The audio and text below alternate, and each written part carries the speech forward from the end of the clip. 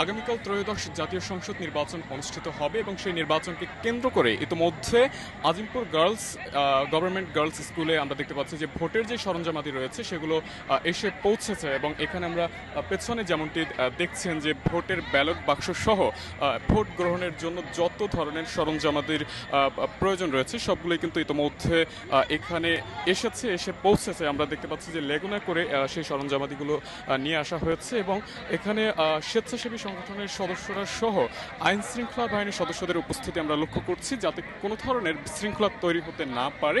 White plus pro sensitive স্কোয়ারের মাঠের বাইরেও তো আমরা এভাবে দেশপ্রেম দেখাতে পারি।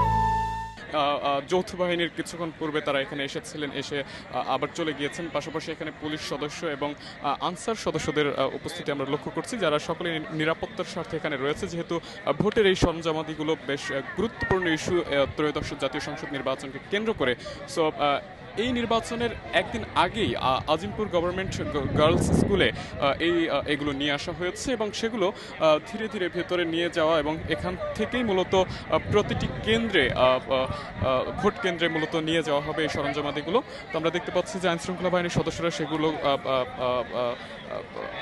পরিস্থিতি নিয়ন্ত্রণ সহ পাশাপাশি আমরা যেমনটি দেখছি যে এই যে সরঞ্জামাদিগুলো রয়েছে সেগুলো বন্টন এবং এক কথায় এখানে এনে রাখা হয়েছে এবং কিছু সময় পরেই মূলত হয়তো বা এখান থেকে অন্যান্য কেন্দ্রগুলোতে নিয়ে যাওয়া হবে।